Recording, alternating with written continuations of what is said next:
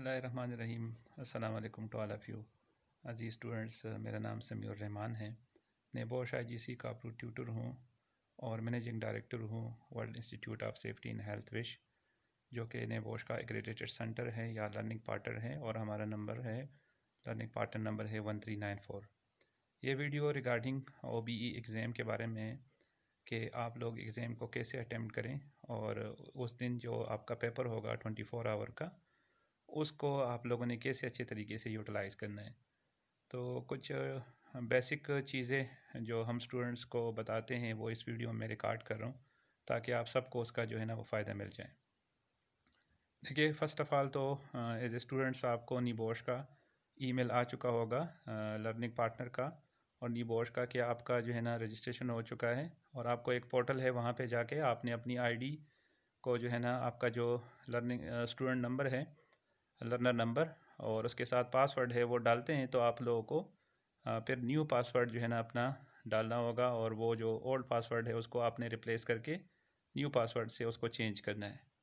तो फिर उसके अंदर जब आप पोर्टल के अंदर चले जाएंगे, वहाँ पे आपको इनिशियली जो है ना कुछ जो है ना टेक्निकल गाइड मौजूद है, वो आप लोग देख सकते हैं और उससे हेल्प आपको मिल सकती है। एग्ज़ाम वाले दिन जो आपका होगा एग्ज़ाम, वो UK टाइम के मुताबिक 9 AM होगा, तो पाकिस्तान के तकरीबन वो 2 बजे आपका पेपर होगा अगर 5 घंटे का डिफरेंस है। लेकिन अगर 4 घंटे का डिफरेंस है तो फिर आपका 1 PM पे ये पेपर स्टार्ट होगा। तो आपको वहाँ जाके जब पेपर उसमें आप लोगों को मिल जाएगा तो आप उसको डाउनलोड कर लें, उसके साथ आंसर शीट भी होगा।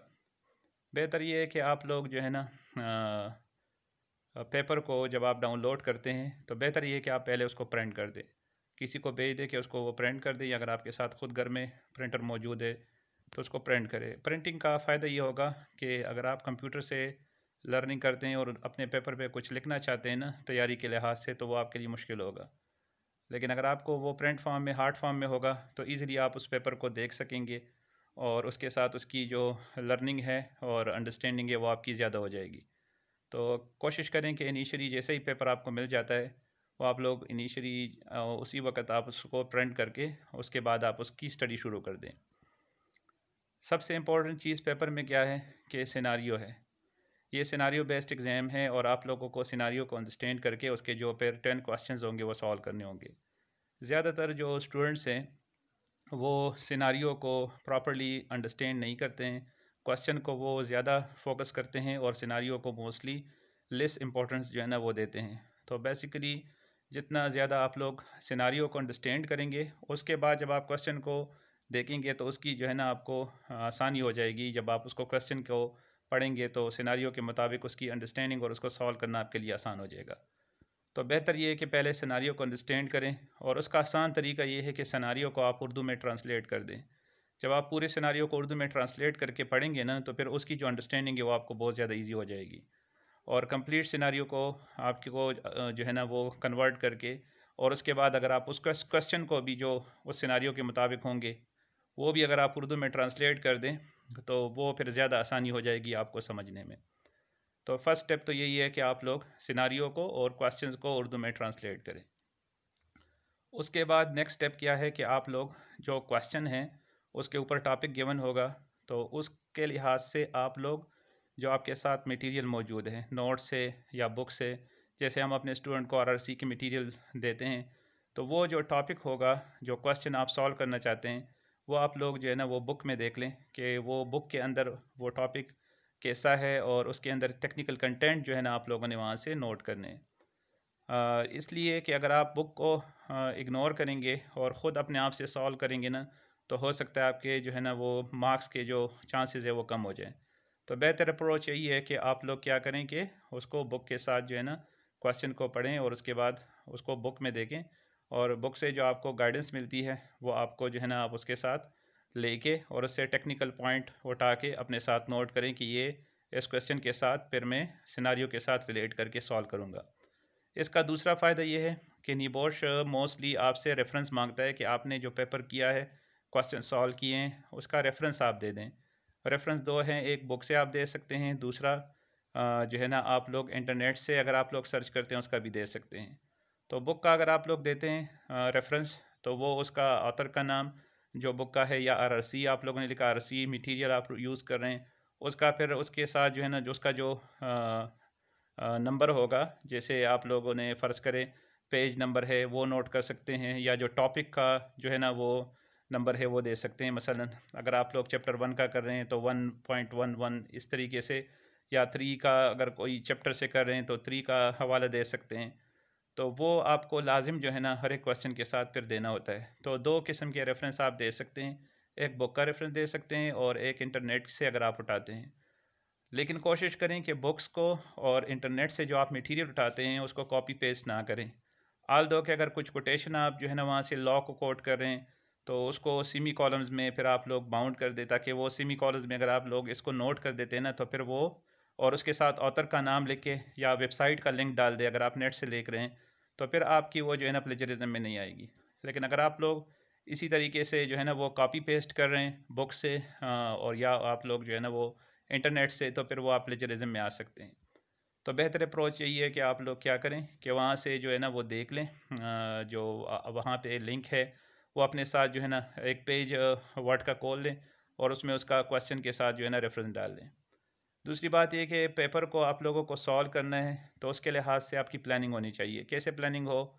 देखिए, जो क्वेश्चन आप लोग 1 से लेकर 10 तक पढ़ते हैं तो उसमें इनिशियली अगर वहाँ पे सीक्वेंस नहीं है, एक दूसरे के पीछे नहीं है, क्वेश्चन ना एक दूसरे के साथ रिलेटेड नहीं है, तो बेहतर यही है कि आप लोग पहले 10 क्वेश्चन में से 4-5 वो क्वेश्चन चूज़ करें जो आपके लिए ईजी है, उसको पहले सॉल्व करें, और जो आपको डिफ़िकल्ट रखते हैं उन क्वेश्चन को थोड़ी जो है ना उसके बाद जब आपको लास्ट में टाइम मिलता है तो उसके बाद आप उसको सॉल्व करें।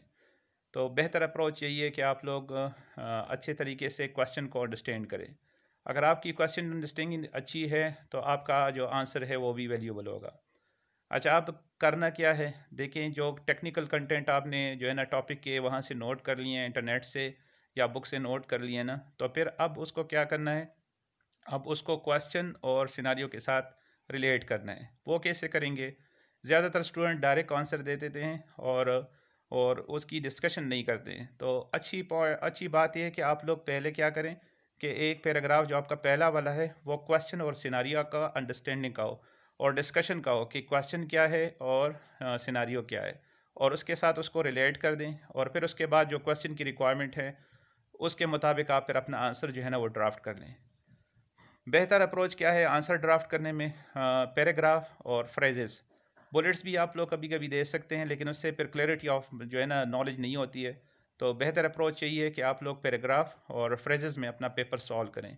पैराग्राफ का मतलब है कि कुछ जो है ना 4-5 पॉइंट्स के साथ लाइनों का आप लोग जो है ना एक पैराग्राफ बना लें, और उसके बाद जो है ना दूसरा पैराग्राफ बना लें क्वेश्चन के मुताबिक।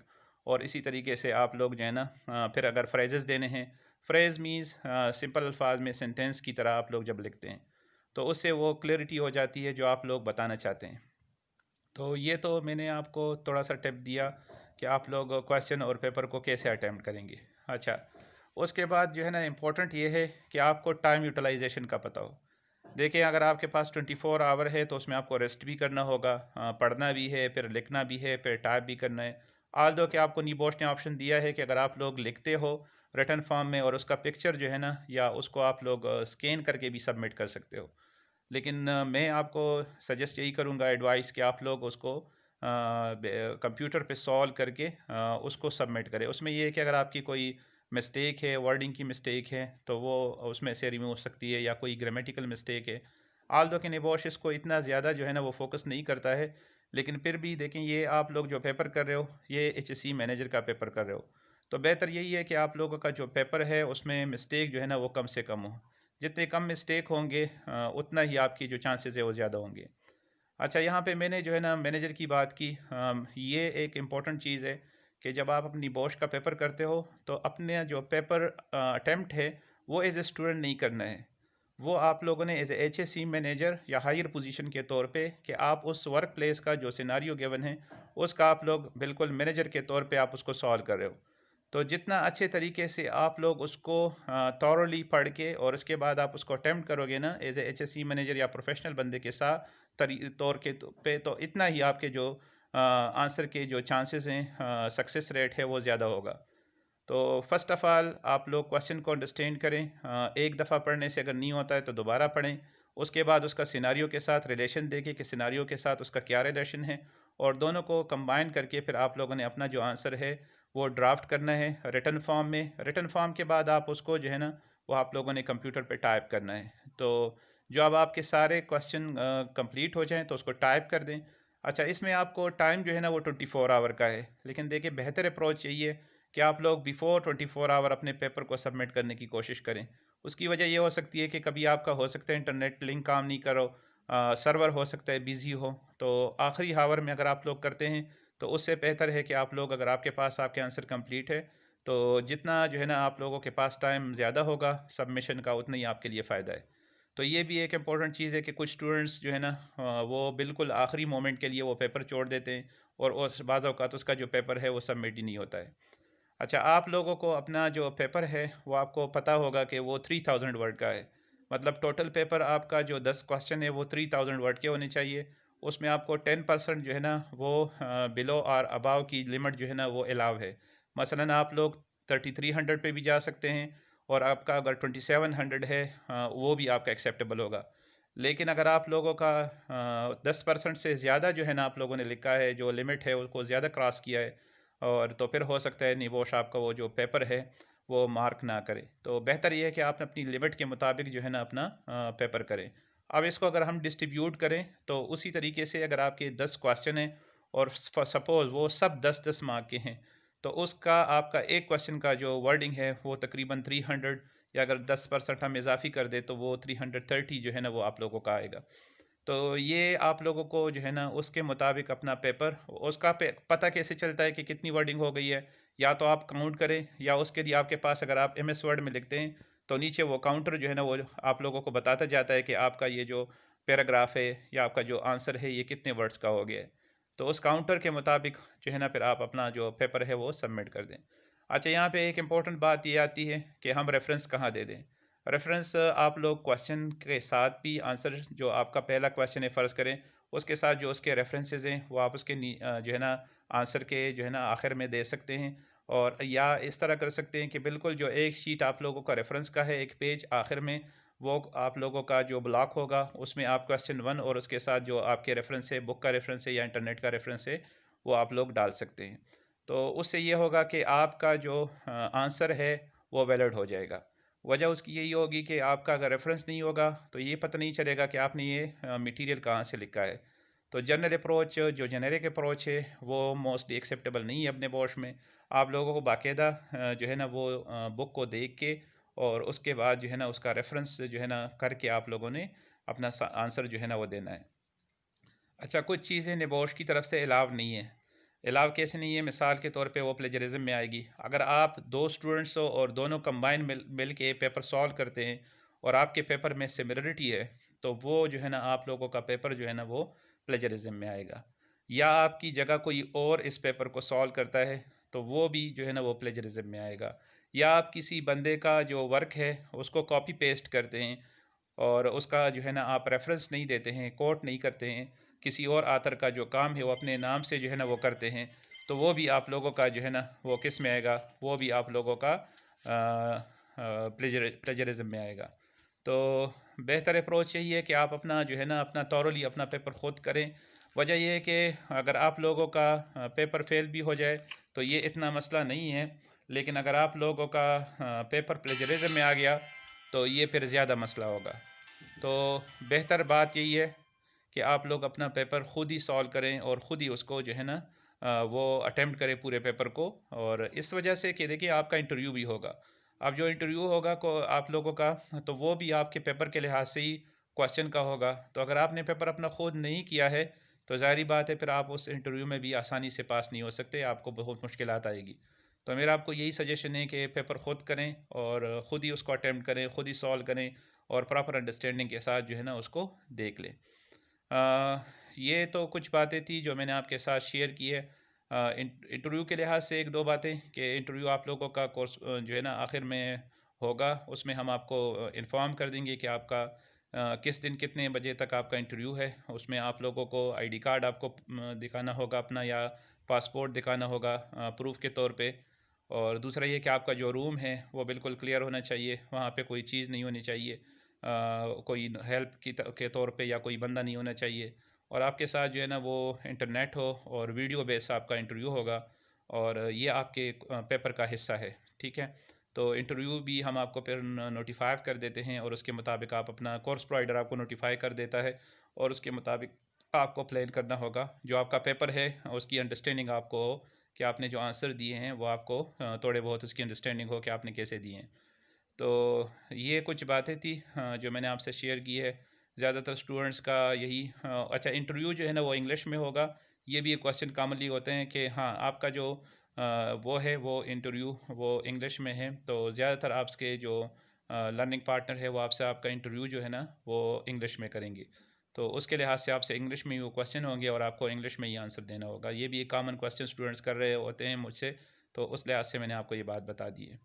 बाकी जो है ना, अगर आप लोगों का जहन में कोई क्वेश्चन है तो वो क्वेश्चन आप लोग फिर मुझसे बाद में पूछ सकते हैं पेपर के लिहाज से।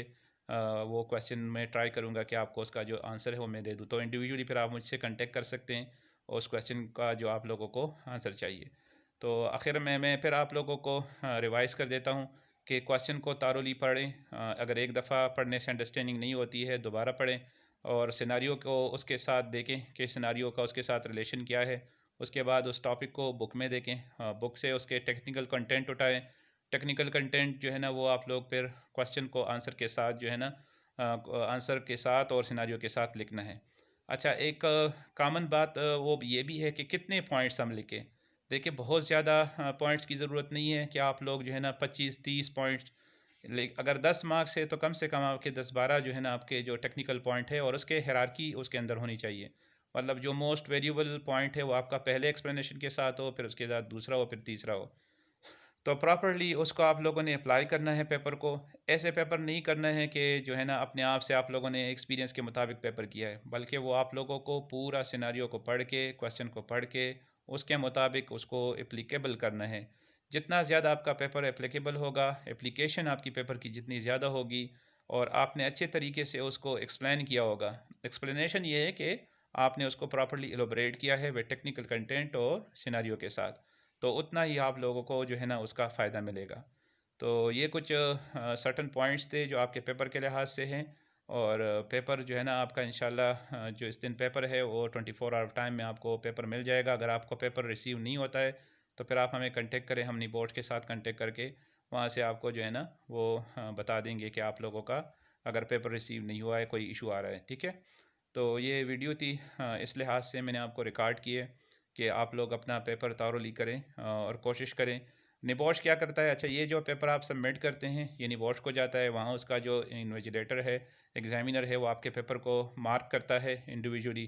फिर वो निबॉश के साथ आता है, वो उसको क्वालिटी चेक देते हैं, वो उसको एक मार्क्स के देखते हैं कि मार्क्स की काउंटिंग करते हैं, और उसके बाद वो ये भी देखते हैं, दूसरा उसका ये देखते हैं कि आपने कोई जो है ना एग्जामिनर ने जो आपका है उसने जो चेकिंग की है उसमें कोई मिस्टेक तो नहीं है, तो दोबारा से उसकी क्वालिटी चेक करके फिर आपको जो रिज़ल्ट है वो 60 डेज़ में आपको जो डेट है उस पर मैंशन हुआ है आपका, उसके मुताबिक आपको वो रिज़ल्ट डेट पे आपको रिज़ल्ट जो है ना आपकी ईमेल पे आ जाता है।